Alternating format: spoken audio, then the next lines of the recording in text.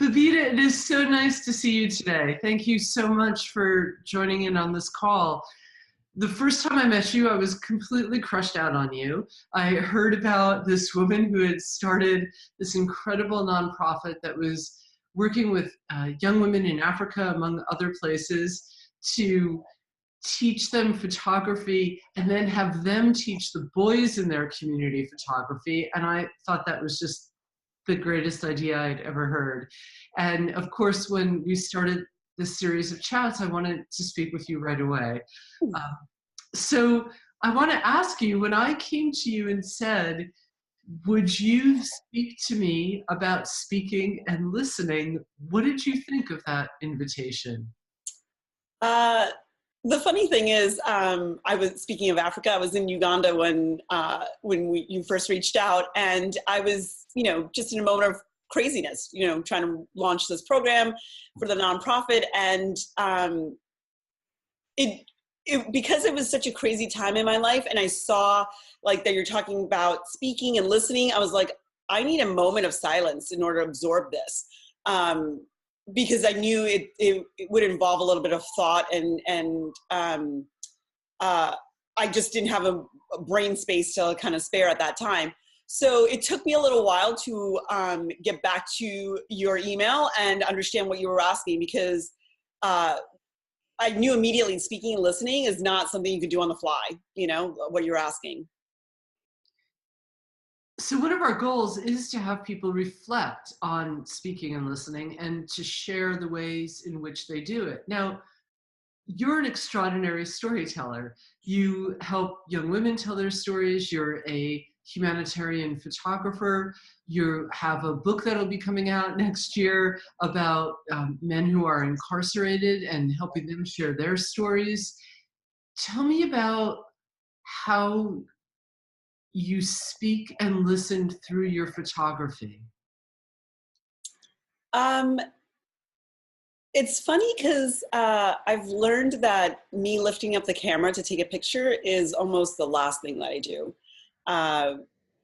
It's about me connecting with another person first, having conversation, understanding who they are as a person so they feel comfortable with me and I feel comfortable with them, and making sure that I'm telling their story with dignity and respect and not misrepresenting them. And because of that, I've been able to have really amazing interactions with people. I've salsa danced with women in the slums of Port-au-Prince in Haiti. I've cooked with or helped plan a wedding with the female elders in a Maasai village.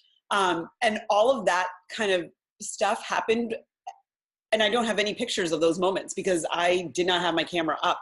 I don't even know if I had turned it on at that point. So it's about me having moments of connections with people, and then finally having a moment where I tell their story visually when they feel comfortable with it, and so do I. One of the other reasons I'm glad you're participating in this is, like myself, you have it's not a disdain for podcasts, but it's an absolute inability to listen to a podcast, to have it hold your attention. Is that because you're listening with your eyes as you walk around? I think so.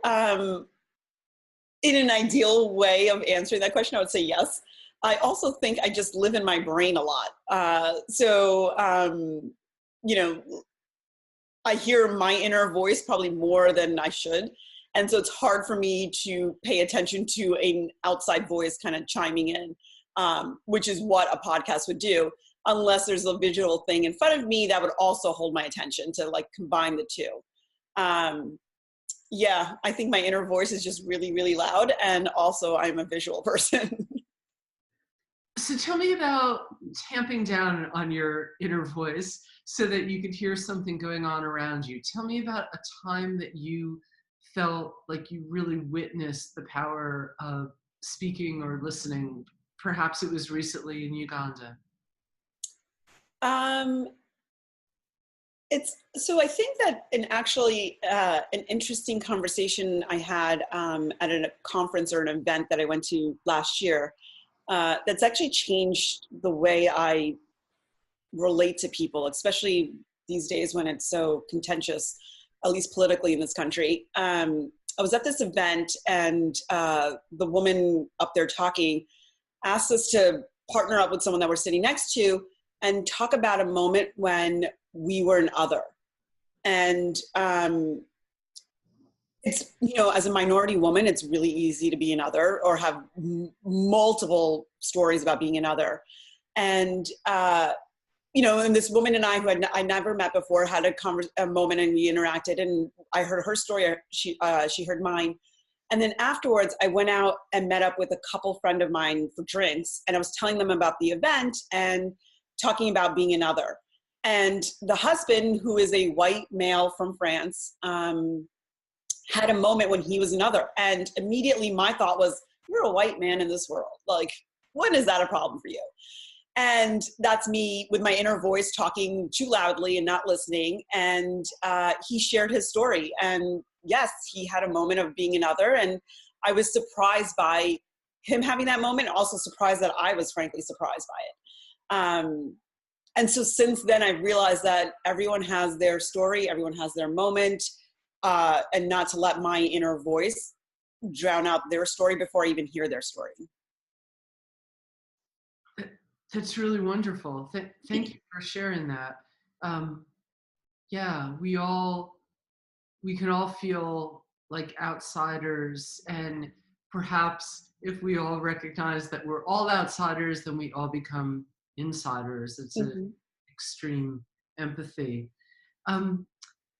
When have you come to an understanding of something that was previously difficult to understand, either through somebody explaining it to you or listening more closely to yourself or someone else? I'm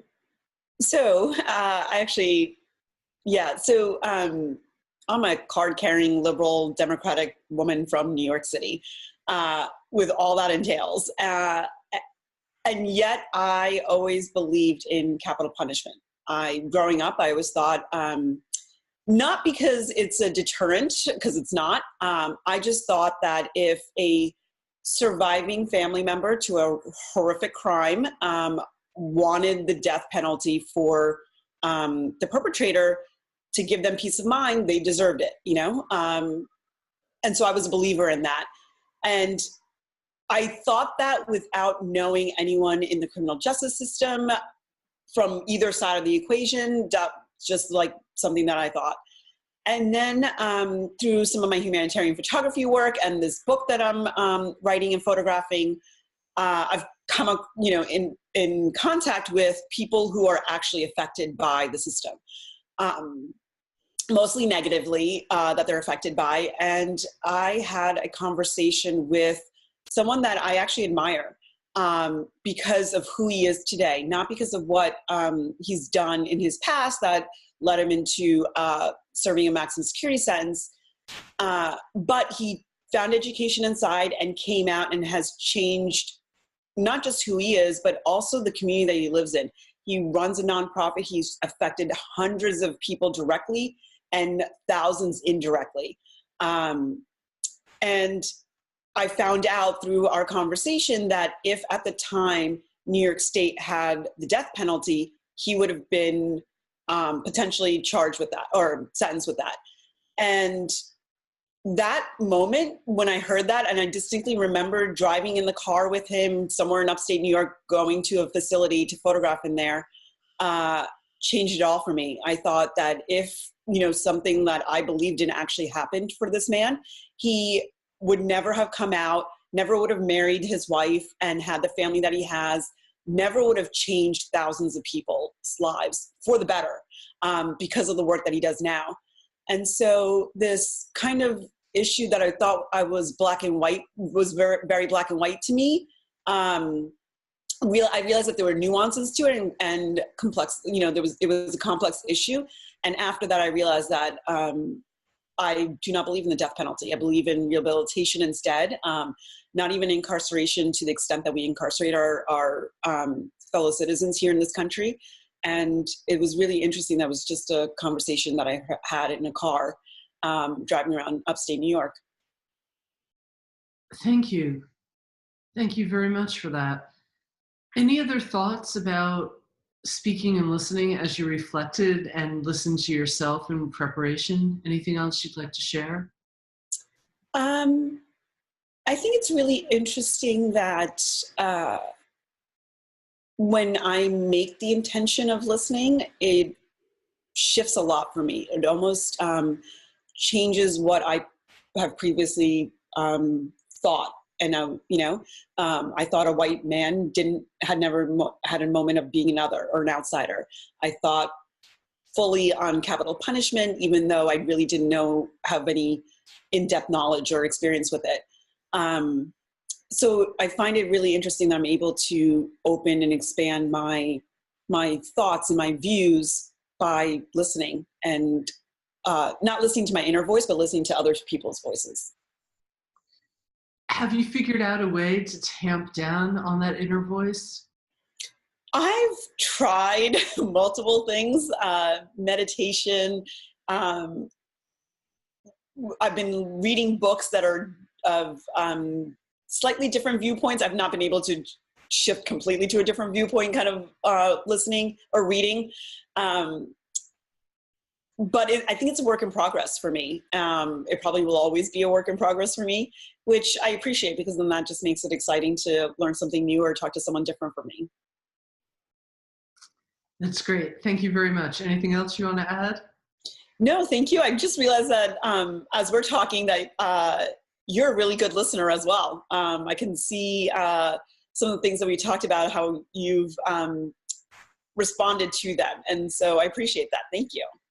There's so much that I want to say, and I want this to be about you and not about me. I try very hard in my tamping down to just be completely open and imagine the path I'm going down with a person. So I just came back from 3 days in North Dakota of work, and a lot of those conversations that I had with people were incredibly surprising. They started one place, they went down a path, and just when I thought, oh, I think I know where this is going, I would shut myself up, focus on the person, and surprise, it went in a completely different direction. So that's what I just try to be completely there in the moment, and it's hard. Mm-hmm. It's hard. It is.